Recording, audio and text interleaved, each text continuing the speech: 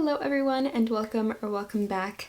Today I want to talk about some books that I feel like I don't talk about enough. When I have specific books that I love so much, I talk about them quite a lot. But I wanted to highlight in this video some books that I love but I feel like I don't talk about enough, or maybe that I feel like people in general don't talk about enough either online, or I just feel like these books should get more recognition. The first book I think most people have heard of or have read because it was required reading for me when I was in middle school, and that is The Giver by Lois Lowry. But I think the book that I want to highlight on is the next three in the quartet. So The Giver is actually a quartet, so it is a series of 4 books, and I don't think a lot of people either know that or have read the rest of the series, and the whole series is fantastic. So we start with The Giver, and then it goes to Gathering Blue, and then it goes to Messenger, then Sun. I haven't read this book.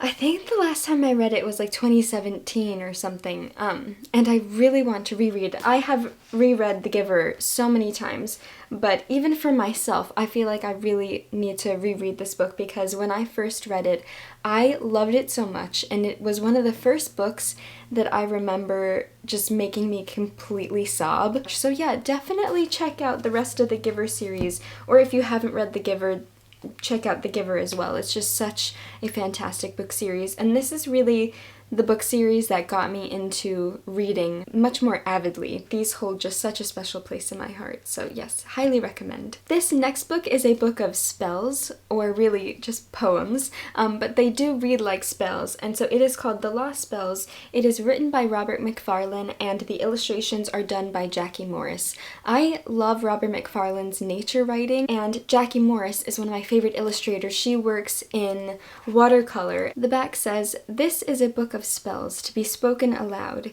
Here you will find conjurings and charms, spells that protect and spells that protest, tongue twisters, blessings, lullabies, and psalms."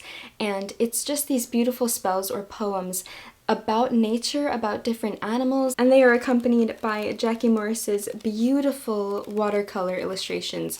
So I just wanted to highlight this one because I do love it so much and I feel like I don't talk about it enough. So highly recommend checking it out, as well as Robert Macfarlane's other works. I do know Jackie Morris has other books as well. I think that she's even written and illustrated. I definitely need to check those out because I love her work so much. The next book is one of my favorite movies, which is based off of a play, and this is the play. It is Man of La Mancha, and Man of La Mancha is a play that's inspired by Don Quixote by Miguel de Cervantes, and I feel like I do talk about Don Quixote quite a lot, but I don't talk about Man of La Mancha. So the movie adaptation, I will put a picture of the poster, is fantastic, and if you haven't watched the movie or the musical, I highly recommend you do so. If you want to read Don Quixote but are a little intimidated by it, I would definitely recommend watching the movie because I watched the movie first, and then it really made me want to read the book. I feel like it just enhanced it because I already loved the movie so much and I understood the story and I knew the general plot of it. It just made it so fun and exciting.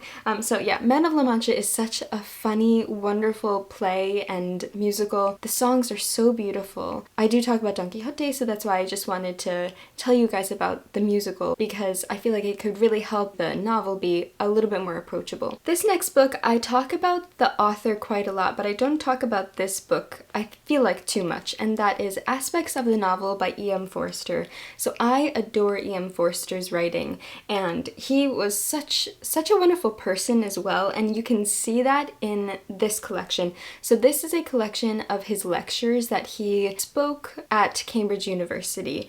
So it says, first given as a series of lectures at Cambridge University, Aspects of the Novel is Forster's analysis of this great literary form. So he's just basically just picking apart what the novel is. He references a lot of his favorite novels, and the way that he talks about writing and the novel form and just literature in general is so beautiful, and you could really see how much he loves it. And so hearing him talk about it is just such a joy, and the fact that this exists, and because obviously lectures, those, if they're not recorded, they happen and then they're gone.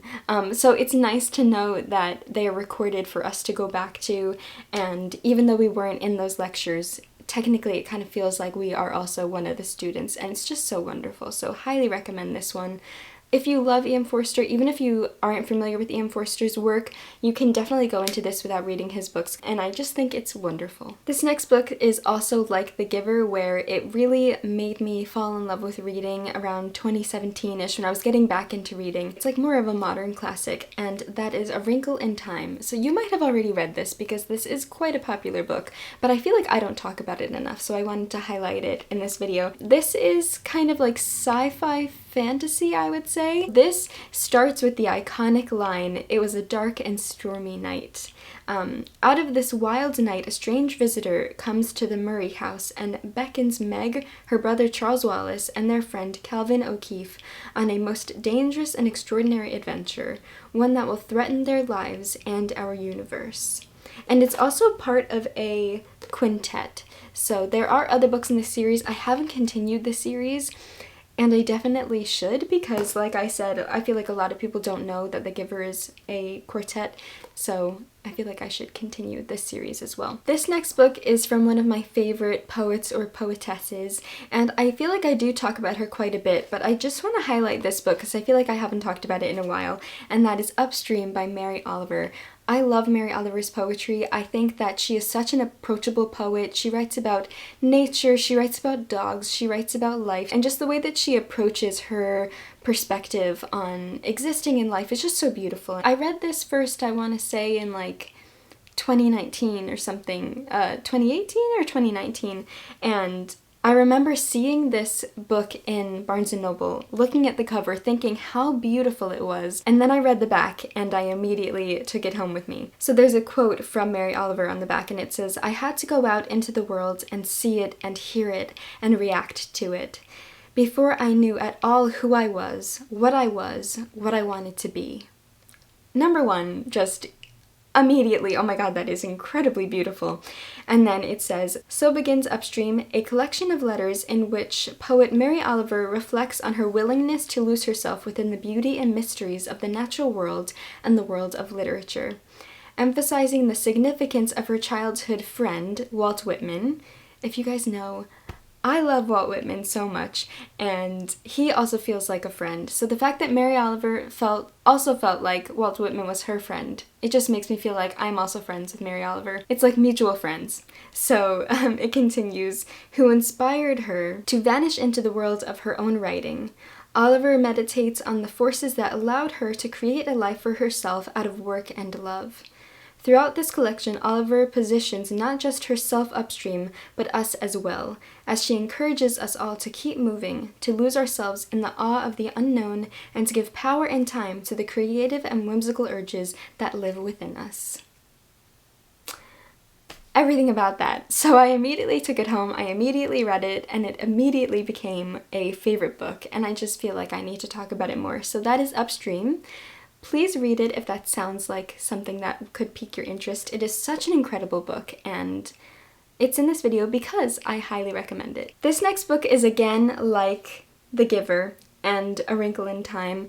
I read it maybe even in 2015. I don't remember when I first read this book, but again, it was another book that really got me into reading, and I do feel like I need to reread it, and I don't talk about it enough. That is Mitch Albom's The 5 People You Meet in Heaven. He just recently, I want to say a few years ago, came out with a sequel for this book, like years after it was first published. It's on my shelves, and I haven't read the sequel, mainly because I want to reread the first book and then right after it read for the first time the second one, the new one. But I just haven't been prioritizing the reread, so I haven't read the new one.